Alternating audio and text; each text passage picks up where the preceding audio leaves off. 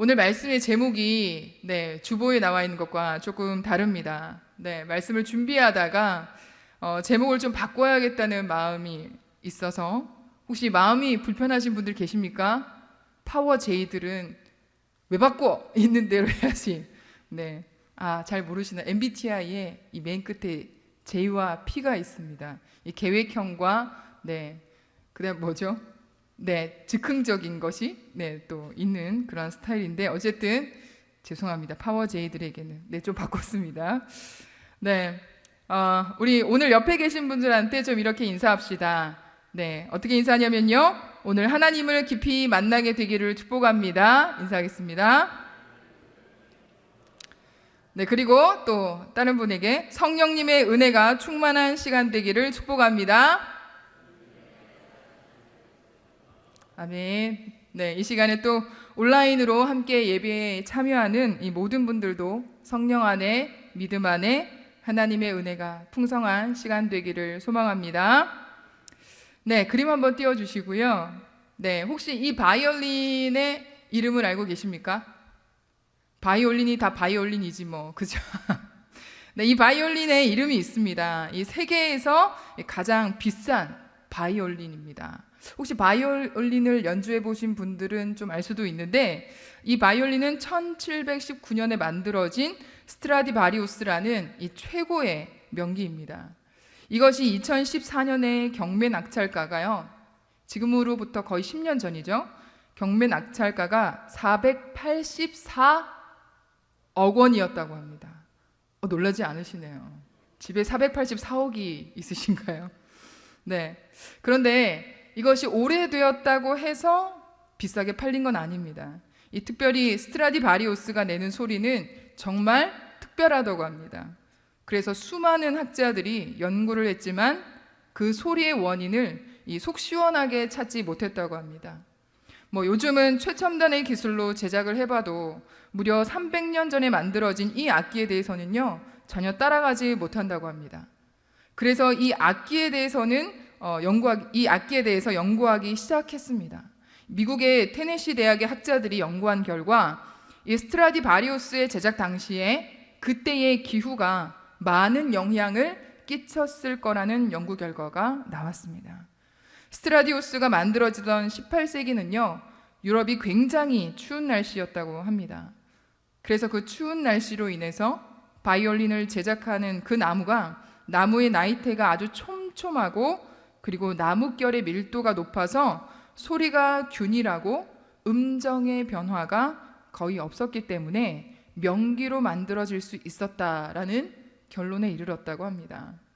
이것 말고도 여러 가지 이유가 있겠지만 그래도 추운 겨울을 견뎌낸 그 나무의 견고함의 소리를 기술이 발달한 지금도 스트라디바리우스가 내는 소리만큼은 만들어내지 못한다고 합니다. 평범해 보이고 낡아 보이는 바이올린이지만 그 소리를 통해서 많은 사람에게 감동을 주고 또 비범한 악기로 탄생된 것입니다. 사랑하는 여러분, 혹시나 우리의 인생 가운데서도 과거에 아니 지금도 여전히 추운 겨울을 보내고 계시는 분들이 계십니까? 추운 겨울처럼 움츠려 있고 또 내가 처한 환경과 또 내 마음은 꽁꽁 얼어붙어서 도저히 움직이지 못하고 앞으로 나아가지도 못하는 그런 분들이 계십니까? 땅속에 생명이 싹을 트지 못하고 모든 것이 겨울잠을 자고 있는 듯한 희망이라고는 전혀 보이지 않는 차가운 인생을 살아가고 있는 분들이 계십니까? 그런 시간을 보내고 계신 분들이 있다면 바로 지금이 하나님께서 쓰시는 여러분을 통해 하나님의 마음에 감동을 드리도록 그렇게 하나님께서 만들어 가시는 과정인 줄 믿습니다. 오늘 말씀에도요 이렇게 추운 혹한기를 보낸 듯한 여성이 한 명 나옵니다. 그 여인은 우리가 잘 아는 바로 이스라엘의 위대한 영적 제사장 사무엘의 어머니인 한나입니다. 이 한나라는 이름의 뜻은요 은혜라는 뜻입니다. 그녀는 레위 혈통인 제사장 가문의 이 엘가나라고 하는 남편을 둔 여인이었습니다. 그 가정은 매년마다 하나님께 제사를 드리는 경건한 가정이었죠. 그런데 아이러니하게도 경건한 가정이라고 한다면 한 명의 아내만 두어야 되는데 이 엘가나에게는 두 명의 아내가 있었습니다. 한 사람은 한나, 또 한 사람은 분인나라는 아내였습니다. 한나는 아이가 없었고 분인나는 자녀가 한 명 있었습니다. 그런데 이 분인나라는 여인이 늘 한나를 괴롭히는 것이었습니다. 왜냐하면 엘가나가 분인나보다 한나를 더 사랑했기 때문입니다. 사무엘상 1장 7절에 보면 분인나의 괴롭힘이 얼마나 고통스러웠는지 우리 함께 말씀으로 읽어보겠습니다. 시작! 매년 한나가 여호와의 집에 올라갈 때마다 남편이 그같이 하매 분인나가 그를 격분시킴으로 그가 울고 먹지 아니하니. 여러분, 어른이 되면요 자신의 억울하고 또 슬픈 감정을 이렇게 잘 드러내지 않습니다. 그런데 분인나의 괴롭힘이 얼마나 심했으면 한나가 울며 아무것도 먹지 못했을까요? 그 심정이 이해가 가시나요? 옛날 분들은요 이 조강지처라는 말이 첩이 있기 때문에 조강지처라는 말이 있잖아요. 조강지처 분들은 아마 이 한나의 심정을 이해하셨을 겁니다. 그래서 이 시대에 사실은 결혼을 하고 나서요 자녀가 없다는 것은 우리 지금 시대에 생각하는 불임에 대한 그런 인식과 차원이 다릅니다. 이 시대는 자녀를 자신에게 상급이고 또 축복이라고 생각을 했더랬습니다. 그런데 자녀가 없다고요. 그것은 하나님의 심판과 저주가 임했다고 생각했습니다. 그리고 죄인 취급까지 하게 되는 그런 시대였습니다. 그렇다 보니까 주변에서 괴롭히지 않아도 한나는 스스로가 충분히 힘들었습니다. 그런 와중에 분인나는 한나의 아픔을, 이 자식이 없는 그 아픔을 계속해서 공격했습니다. 그녀의 남편 엘가나가 한나에게 더 많은 사랑을 주면 줄수록 한나는 분인나에게 더욱 심한 괴롭힘을 당했던 것이죠. 한나는 이 분인나에게 괴롭힘을 당하면서도 매년 하나님께 제사를 드리러 하나님의 집으로 올라갔습니다. 그리고 그때마다 하나님께 계속해서 기도하고 또 기도했을 것입니다. 하지만 자신이 가진 문제에 대해서는 전혀 응답이 없는 그 하나님 앞에 아마도 많은 좌절과 또 아픔이 있었을 것입니다. 하나님과의 관계가 막혀 있고 매년마다 하나님께 제사를 드리러 올라가지만 늘 해결받지 못하고 돌아오는 그녀는 더 이상의 기대가 없었을 것입니다. 남편의 사랑도 있고 건강도 있고 경제적인 상황도 괜찮은데 그녀에게 없는 딱 한 가지, 자녀가 없다라는 그것 하나가 그녀에게는 그 어떤 것으로도 채우지 못했습니다. 모든 것을 다 가지고 있는 것 같지만 아무것도 없는 것 같은 그 슬픔. 우리도 우리 앞에 문제를 만나게 될 때에 당장의 문제가 해결되기를 원합니다.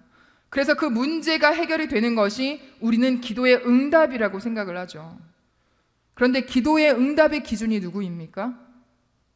하나님의 때를 기다리지 못하고 내가 정한 시간과 내가 정한 기준으로 그때의 상황을 해결해 주시는 것이 진짜 하나님의 기도의 응답입니까? 하나님께서는 우리에게 문제 해결을 기도의 응답이라 말씀하지 않습니다. 당장의 눈앞에 해결되고 지나가는 것이 아니라 그 문제 가운데 우리는 해방되어지도록 하는 것이 우리에게 기도의 응답인 줄 믿습니다. 하나님 안에서의 해방은 그 문제에 대한 결론, 답이 나오는 것이 아닙니다. 나를 짓누르고 억압하며 내 숨통을 조이는 듯한 그 문제로 말미암아 모든 것이 얽히고 설켜 있고 뒤죽박죽된 그런 상태가 아니라 그러한 모든 문제들로부터 자유하게 되는 것. 더 이상 그 문제가 나를 좌지우지할 수 없는 그런 상태. 어렵고 힘들고 고통의 문제들이 여전히 산재해 있지만 그것이 힘겹고 억눌린 상태가 아니라 불안과 염려가 사라지고 오직 하나님과의 친밀함으로 그 품속에서 누리는 평안과 그 자유함, 그것이 바로 해방된 상태라는 것입니다. 문제는 여전히 존재합니다. 해결은 되지 않습니다. 하지만 그것에 매여서 우리가 살아가는 것이 아니라 그 문제 속에서 우리가 하나님의 시선으로 바라보게 되는 것, 그것이 바로 해방된 상태라는 것입니다. 진정한 해방의 단계는요, 저는 항상 이 찬송가가 생각이 납니다. 찬송가 288장 혹시 아세요? 퀴즈. 제가 제일 좋아하는 찬송이기도 한데요. 예수로 나의 구주 삼고, 다 아시죠?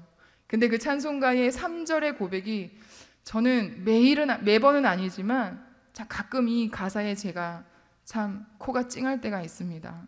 그 3절의 가사에 보면 이렇습니다. 주 안의 기쁨 누림으로 마음의 풍랑이 잔잔하니 세상과 나는 간 곳 없고, 다 함께 구속한 주만 보이도다.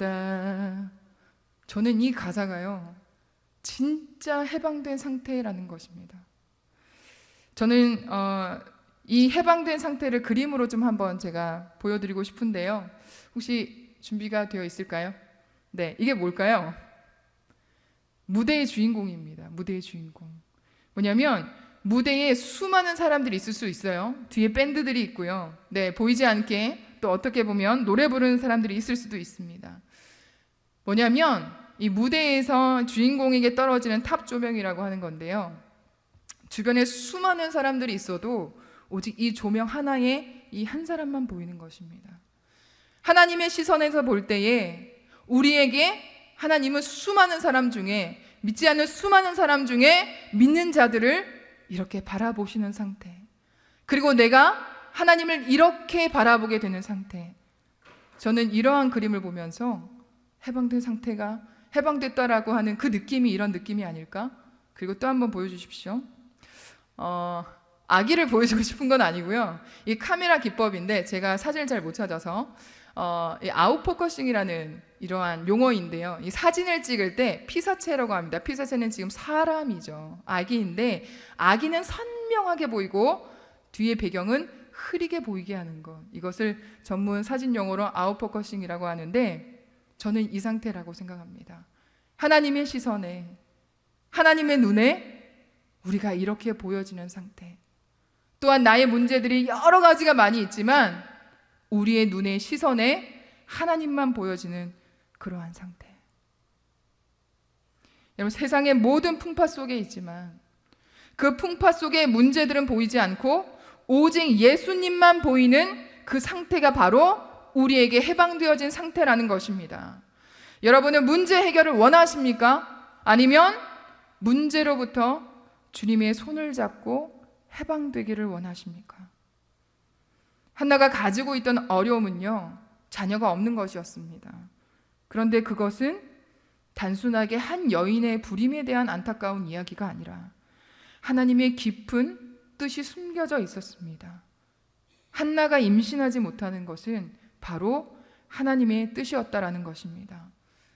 지금 한나가 살고 있는 이 시대는요, 영적으로 쇠퇴하고 또 부패한 시대였습니다.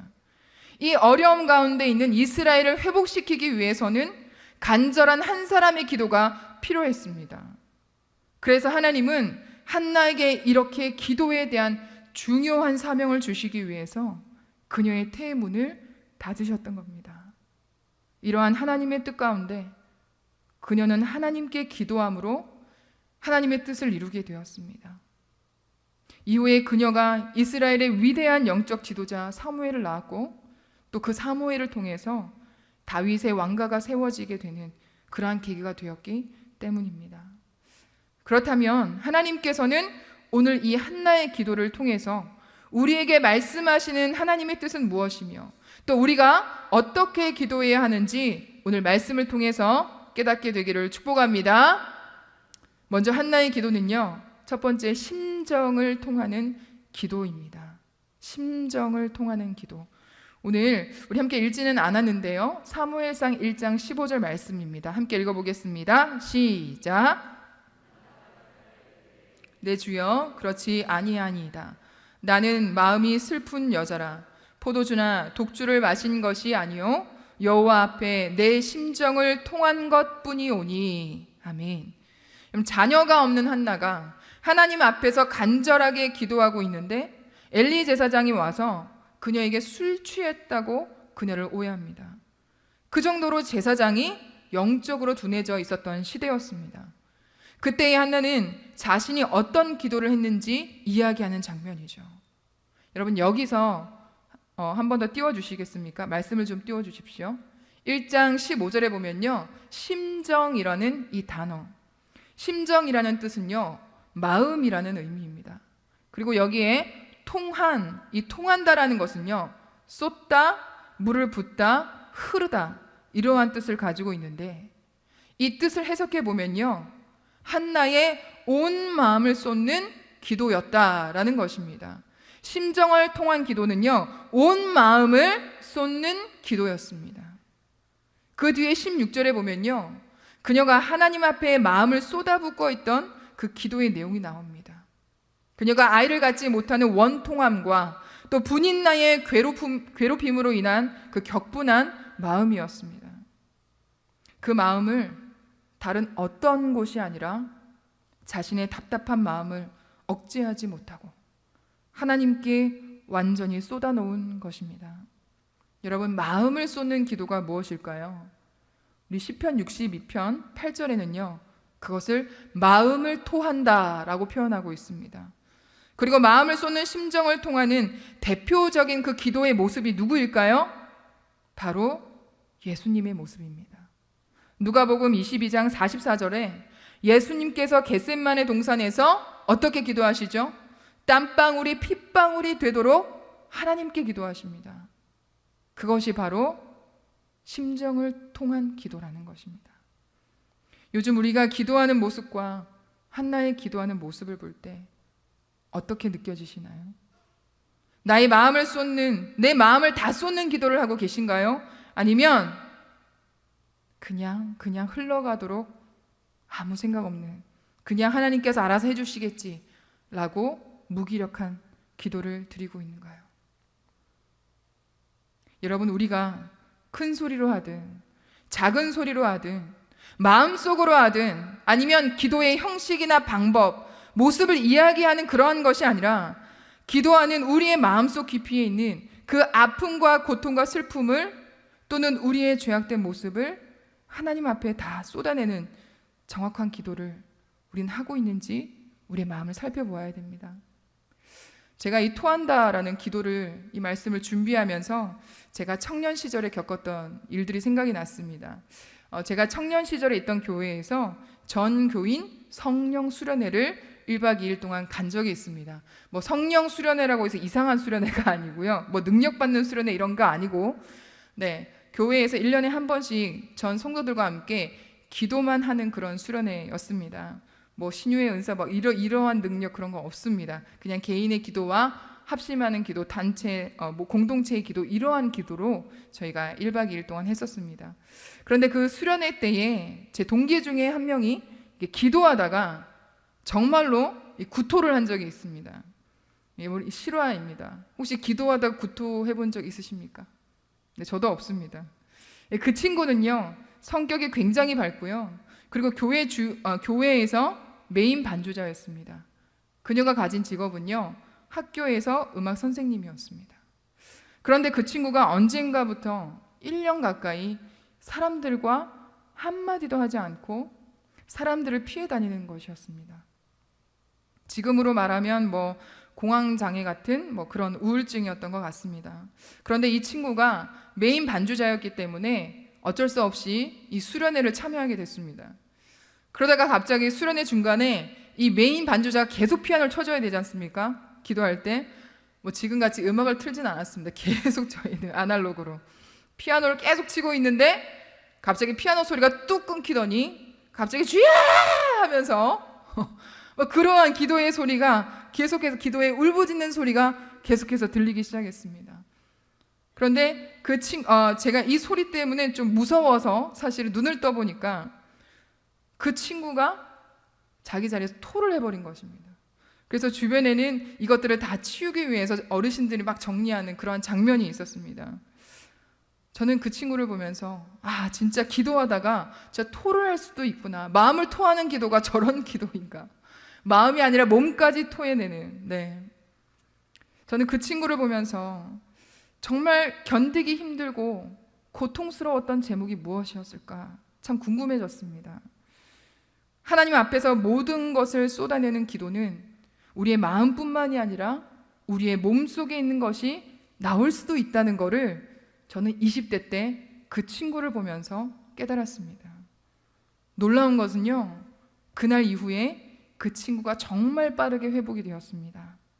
그리고 그 친구의 마음이 회복되었을 때쯤에 왜 우울증에 걸렸는지, 왜 말을 하지 않았는지, 왜 그렇게 힘들어했는지 제가 물어봤습니다.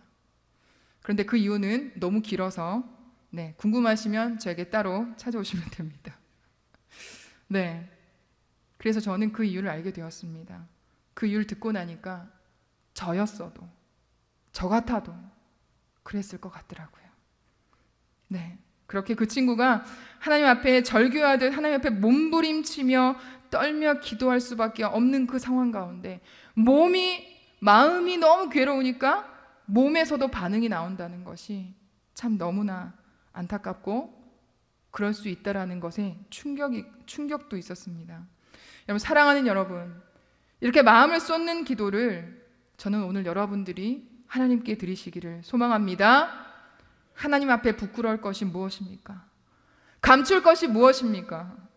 한나와 같이 우리의 심정을 통하는 기도, 하나님 앞에 몸부림치며 하나님의 얼굴을 구하며 하나님만 갈망하는 그 기도의 시간이 바로 오늘 이 자리가 되기를 축복합니다. 한나를 보면서 오늘 우리에게 말씀하시는 기도의 자세 두 번째는요, 바로 하나님의 비전을 품는 기도입니다. 우리 사무엘상 1장 11절을 함께 읽어보겠습니다. 시작. 서원하여 이르되 만군의 여호와여, 만일 주의 여종의 고통을 돌보시고 나를 기억하사 주의 여종을 잊지 아니하시고 주의 여종에게 아들을 주시면 내가 그의 평생에 그를 여호와께 드리고 삭도를 그의 머리에 대지 아니하겠나이다. 아멘. 여러분, 지금 한나의 기도를요, 얼핏 보면 하나님과 뭔가 딜을 하는 기도인 것 같습니다. 하나님께서 아들을 주시면 내가 바치겠다고 하는 그런 딜을 하는 장면. 그런데 여러분, 이 기도를 자세히 보면요, 그렇지 않습니다. 11절에 여러분 가진 성경으로 계속 한번 보십시오. 한나는요, 하나님의 성품에 대해서 먼저 이야기합니다. 뭐라고 이야기합니까? 만군의 여호와, 고통을 아시는 긍휼의 하나님, 기억하시는 하나님, 주인 되시는 하나님, 나실인의 거룩하신 하나님. 한나는 단순하게 자신의 필요에 의해서 자신의 소원, 자신의 희망인 아들만을 위해서 하나님께 기도하는 것이 아니었습니다. 살아서 역사하시며 아브라함과 이삭과 야곱의 하나님, 그들의 삶에 개입하셔서 없는 것을 있게 하시고 사람의 한계를 초월한 전능하시고 위대하신 이스라엘의 하나님을 고백하며 기도하고 있음을 우리는 알 수 있습니다. 여러분, 우리의 기도는요, 누구를 향하고 또 어디로 향하고 있습니까? 나의 가족, 나의 건강, 나의 직장, 나의 경제적 상황, 이러한 것들로만 우리의 기도의 제목들로 채워져 가고 있습니까? 여러분들의 기도의 시작은 어떤 제목으로 시작하고 있습니까? 한나의 기도의 제목은 달랐습니다. 그녀는 하나님이 어떤 분이시며 어떤 존재이신지 먼저 고백합니다. 그리고 하나님 앞에 자기의 소원을 아립니다. 그리고 그녀의 기도에는요, 헌신의 마음이 담겨져 있었습니다. 자신의 아들을 다시 하나님께 드리겠다는, 그리고 진짜 아들이 태어난 후에 하나님의 성전에 그 아들을 바칩니다. 젖을 땜과 동시에 하나님께 바치죠. 그렇게 어렵게 가진 아들인데 하나님께 바치는 것이 쉽겠습니까? 저희 둘째 언니도요, 결혼을 하고 나서 9년 만에 아이를 가졌습니다. 얼마나 애지중지하는지요. 조금이라도 다칠까 봐 어릴 때부터 명품을 입히더라고요. 얼마나 애지중지했으면, 돈도 없는데 그렇게 귀한 아들이었죠. 이렇게 누구에게나 자식은요 너무나 소중하고 귀합니다. 그런데 어떻게 이 아들을 바칠 수 있었겠습니까? 한나는 하나님의 시선이, 하나님의 마음이 이스라엘 향해서 어떤 마음으로 바라보고 계신지, 하나님의 아픔, 하나님의 고통을 느끼면서 이스라엘의 회복을 바라보시는 하나님을 그녀는 기도하는 가운데 알 수 있었습니다. 이렇게 하나님의 마음을 가지고 기도하는 여인이었기 때문에 하나님께서 택하시고, 그리고 그 태문을 하나님께서 닫으셨습니다. 그것은 하나님의 뜻이 있었기 때문이었습니다. 여러분, 한나, 그녀의 믿음의 기도와 결단을 통해서, 그녀의 순종과 헌신을 통해서 누가 탄생했습니까? 사무엘이 탄생했던 겁니다. 그리고 그녀는 자신의 기도에 응답하신 하나님을 찬양합니다. 그것이 바로 오늘 본문 2장 1절입니다. 우리 다 함께 읽어보도록 하겠습니다. 시작. 한나가 기도하여 이르되 내 마음이 여호와로 말미암아 즐거워하며 내 뿔이 여호와로 말미암아 높아졌으며 내 입이 내 원수들을 향하여 크게 열렸으니 이는 내가 주의 구원으로 말미암아 기뻐함이니이다. 아멘. 계속 한번 좀 띄워주시겠어요? 여러분, 이 구절을 한번 보십시오. 한나의 모든 즐거움과 감사와 기쁨과 구원은 누구에게로부터 온 것이라고 합니까? 네, 여호와로 말미암아. 그리고 또 여호와로 말미암아. 이 모든 것은 전부 하나님께로부터 왔다는 겁니다. 이 한나의 고백은 이후에 예수님의 어머니 마리아의 노래와 이어지기도 합니다. 여러분, 이 한나의 고백은요, 단순한 기도 응답에 대한 그러한 감사가 아닙니다. 2장 1절에서 10절까지 쭉 보면요, 자신의 모든 인생 가운데 하나님의 성품과 하나님의 위대하심, 그리고 다시 오실 예수 그리스도에 대한 놀라운 하나님의 은혜에 대한 고백을 드리고 있습니다. 사랑하는 여러분, 오늘 한나의 기도를 통해서 우리가 깨닫게 되는 것은 무엇입니까? 우리의 문제 해결이 아니라 그 문제에서 해방되기 위해서는 우리는 어떻게 해야 될까요? 오늘 이 밤 우리의 마음을 온전히 다 쏟아내는 기도를 드립시다. 교양 있고 폼나고 지식적이고 상식적으로 하는 그러한 읊조리는 기도가 아니라 우리의 심정을 통하는 기도, 물을 쏟아붓듯 하는 하나님 앞에서 모든 물들을 쏟아내시기 바랍니다. 눈물, 콧물, 침물, 물을 다 쏟아부읍시다. 왜냐고요? 우리 하나님은 아버지 되십니다. 우리는 숨길 것이 없고요, 또 숨길 수도 없습니다. 우리의 죄, 우리의 연약함, 우리의 아픔, 우리의 결핍, 고통, 절망, 이 모든 것들을 하나님 앞에 다 쏟아 놓읍시다. 우리의 마음을 토하는 그 기도가 오늘 우리에게 회복되어지기를 축복합니다. 그리고 우리의 기도의 목적을 분명하게 세웁시다. 나의 문제 해결이 아니라 하나님의 비전이 나의 기도가 되고 하나님의 비전이 나의 꿈이 되도록. 기도의 출발은요, 나의 소원이 아니라 하나님으로부터 시작되어야 합니다. 우리가 기억할 것은 우리가 하나님을 간절히 찾기 이전에 하나님께서 먼저 우리 한 사람 한 사람들을 간절히 원하고 찾고 계시며 또 우리에게 찾아오신다는 사실을 잊지 말기를 바랍니다. 요한일서 4장 10절에는요, 우리가 하나님을 사랑하는 것이 아니요 하나님께서 우리를 먼저 사랑하셨고, 또 요한복음 4장 19절에는요, 우리가 하나님을 사랑함은 하나님께서 먼저 우리를 사랑하셨기 때문이라 라고 말씀합니다. 우리의 기도의 시작은 하나님의 부르심으로부터임을 기억합시다. 한나가 하나님을 먼저 찾고 기도한 것 같지만 하나님이 먼저 한나를 찾아오신 것입니다.